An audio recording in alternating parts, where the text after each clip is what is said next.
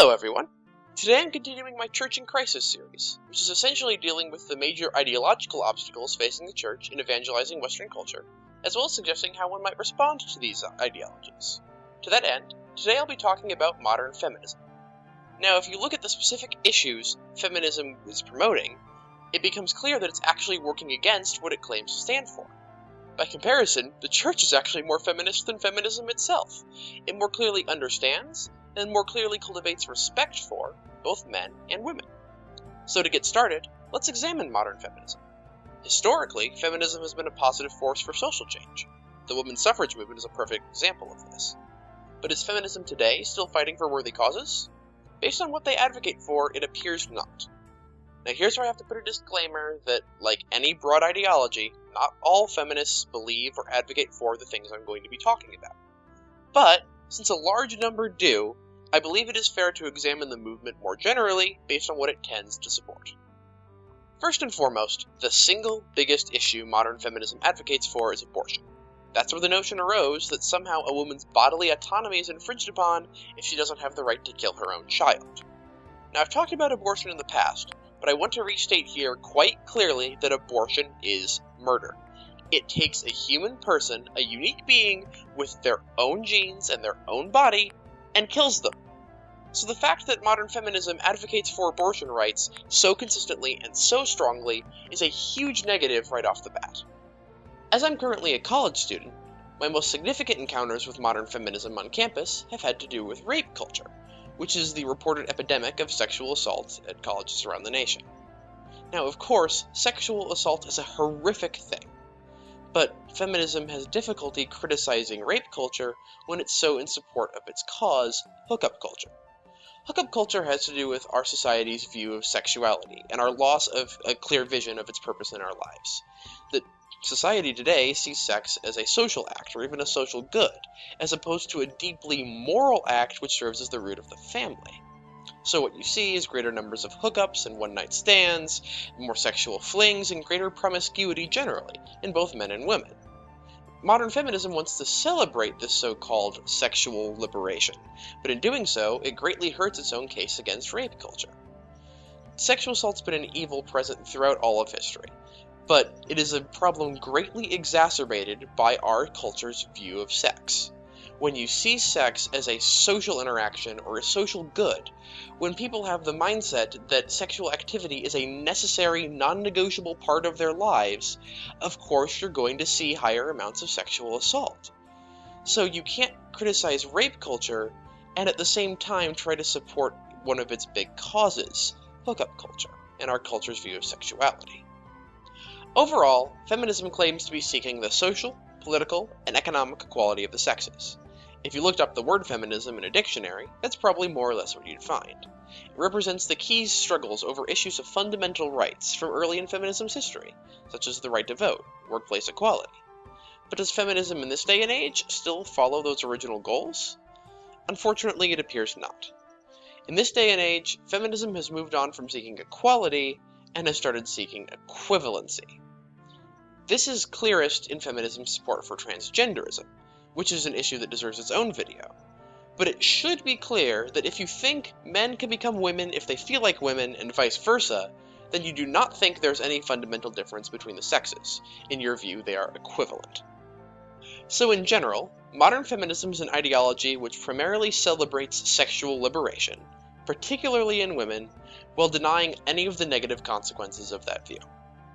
Furthermore, it appears to be divorced from the goals and intentions of its forebears. In contrast, then, let's look at the Catholic Church. Now, I've already addressed in a previous video why Catholicism isn't sexist. But there's a very strong positive case to be made as well that the Church actually empowers women. And there's historical precedent for the idea. The early Greek and Roman authors were continually accusing the Church of being a religion only for fools, slaves, women, and children. That's because early Christianity was incredibly appealing to those not in power or the lower classes, because it proclaims a God who created all of humanity in his image, with intrinsic worth regardless of your power or place in society. So though the errors of the world have changed throughout the ages, even today, Catholicism is proclaiming a liberating anthropology.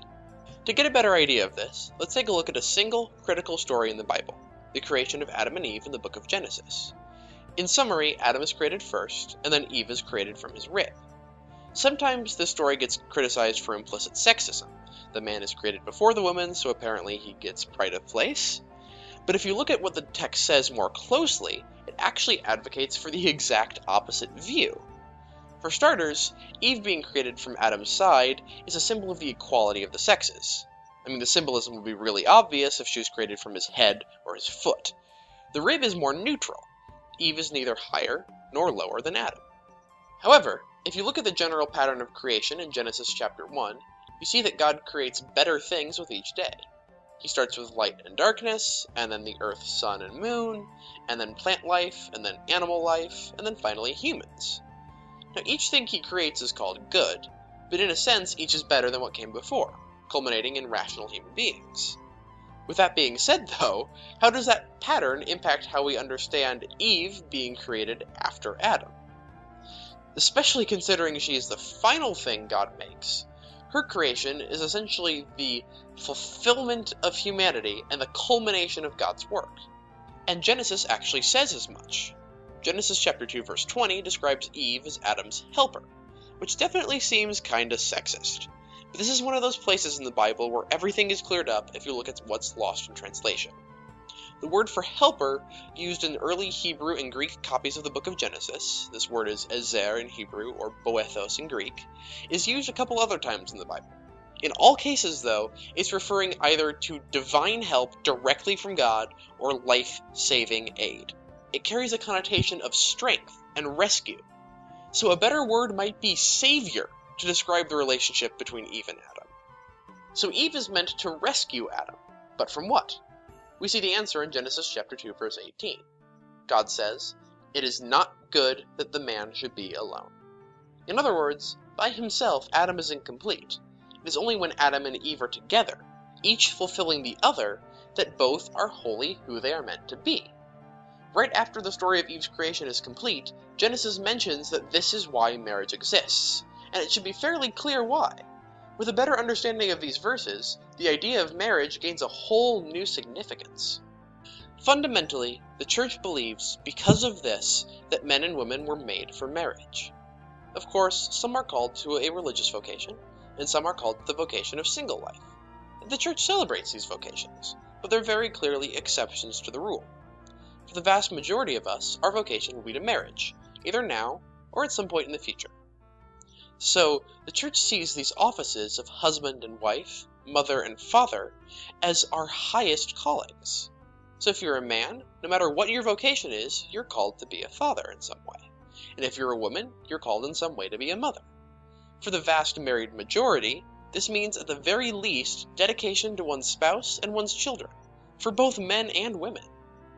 So let's sum up where we stand with Catholicism at this point. The Church has a history of empowering women. It proclaims a woman as the greatest saint and queen of heaven, to the point where many Protestants think we worship her. It calls itself mother, and preaches that every single one of its members in the world to come will be the bride of Christ. It clearly proclaims that men and women are equal, created in God's image and likeness, and not just equal as human beings, but as partners, meant to work and live and love together and build something greater than the two apart. It states unequivocally that one's vocation and one's family should be valued above any ambition or career or worldly want, for both men and women. So overall, that seems pretty feminist to me. Ad Mahorem Dei Gloriam. Thank you so much for watching.